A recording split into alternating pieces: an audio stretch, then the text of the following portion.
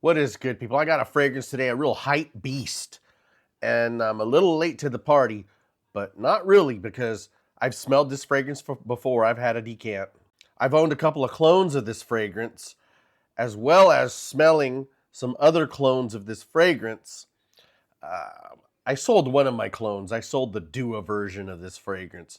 And I kept a fragrance called Scepter Malachite, something like that. This fragrance is from Stephanie Humbert Lucas, I believe it's pronounced.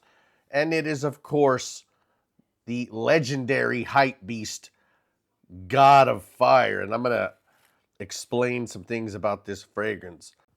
Hold on to your horses here. A lot of you people are going to get offended, especially you guys that have found this channel based on inexpensive, affordable fragrances.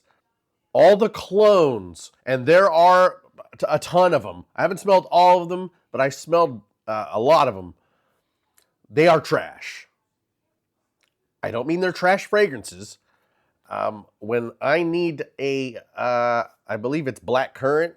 When I need a black currant bomb, I'll go reach for my Scepter Malachite. And if you own these clones, the Scepter Malachites or the Dua version, or there's so many of them, the Vulcan Few, I think there's one. There's so many of them because none of them can get it right. They keep trying. You own one and enjoy it and you don't give a damn what God of Fire smells like, you're already 2 steps ahead of the game.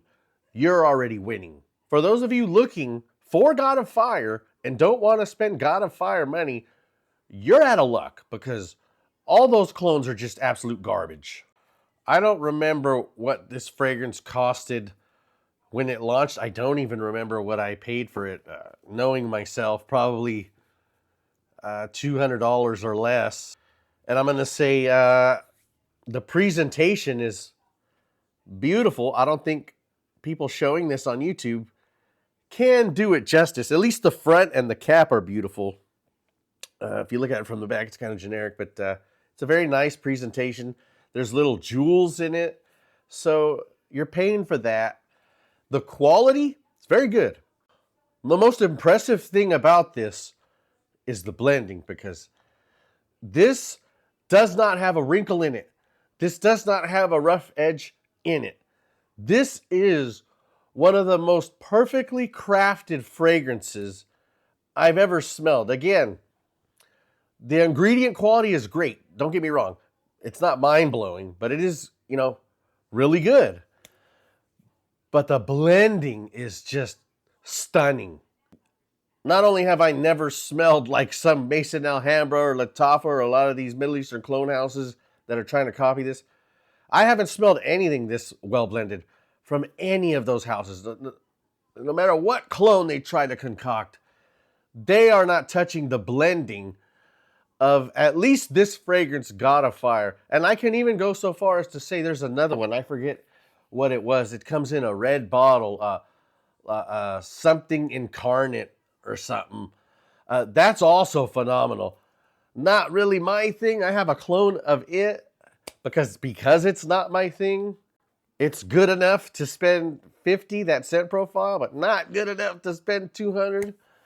And I'll get into the notes of this fragrance a bit more, but oh my God, I'm not a mango guy. I like some fragrances with mango in it, but that's not really why I buy them. This mango, it's like you picked it up at a grocery store and you're smelling it. Perfectly ripened mango. And there's a saltiness to this, like a salt. I'm not even looking at the notes yet.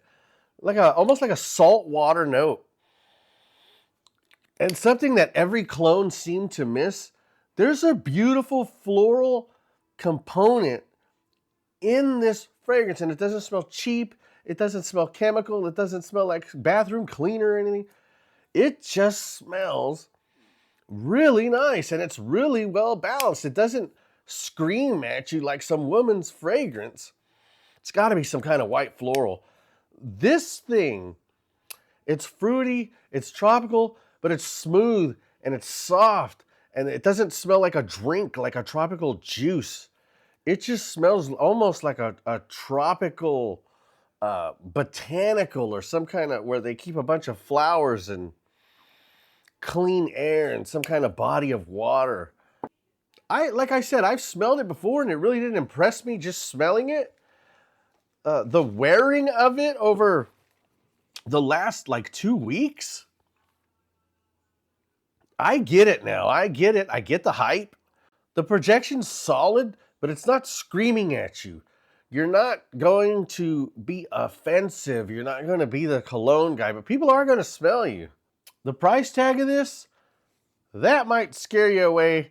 And that's also why I get why there's just so many damn clones of it, because I'm looking at prices right now. This is still about $250 for this fragrance, and it's only, I think, a 50 ml. Yeah, it's pricey. I got the notes right here. There's mango, lemon, ginger, and red berries. And yeah, it's fruity. Yeah, it's the gingers. There's not too much ginger. Too much ginger can get a little too spicy. There's just enough ginger to make it invigorating, lively.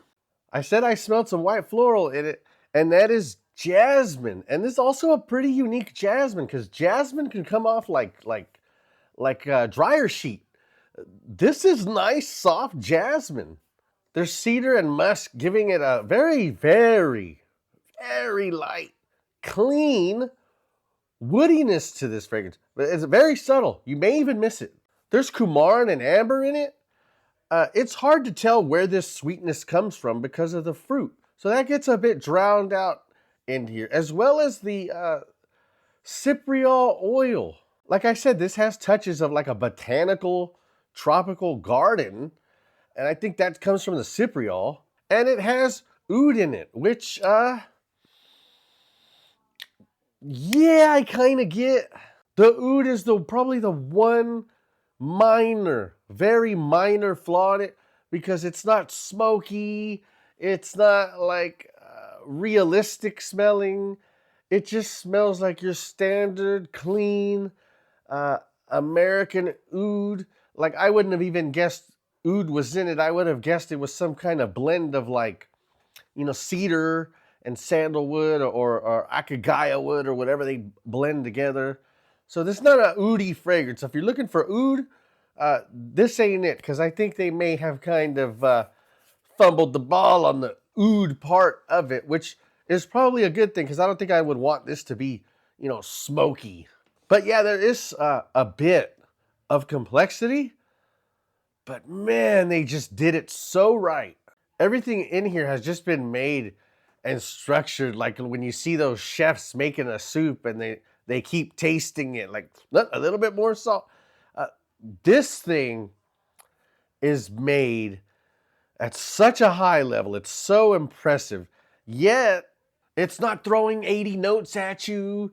It's not like, oh wow, this is filling 8 rooms at the same time. The craftsmanship, and when you smell it, you may not be blown away. You're probably only going to be impressed after many, many wearings when you realize, wow, this thing is superbly well balanced and blended and crafted and created, and just damn. I mean, what can I say? Damn.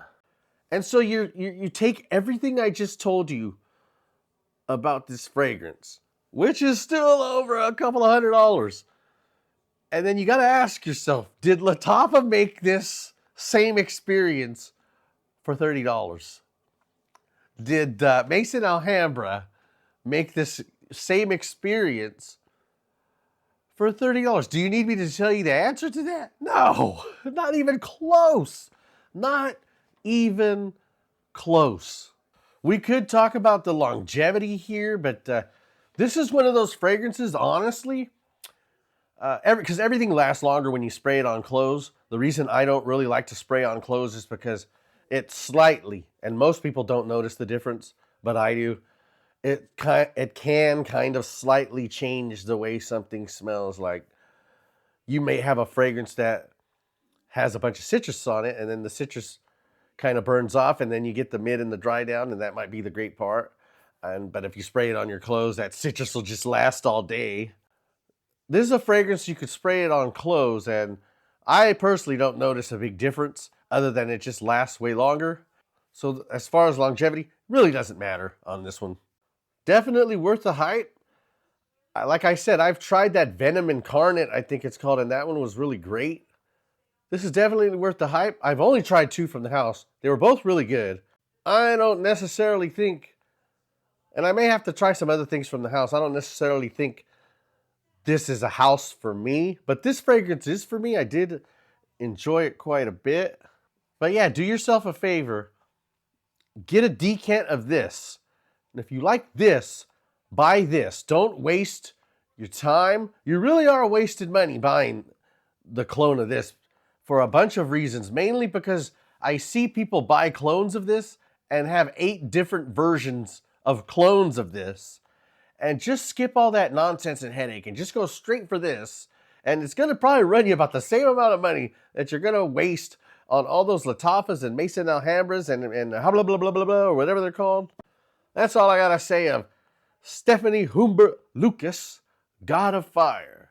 And as always, thank you for watching. Pa's got a sidekick named Kitchen K, and if you fuck her, you gon' have a itchy day. She's a walking yeast infection, and yeast infection ruin lose erection.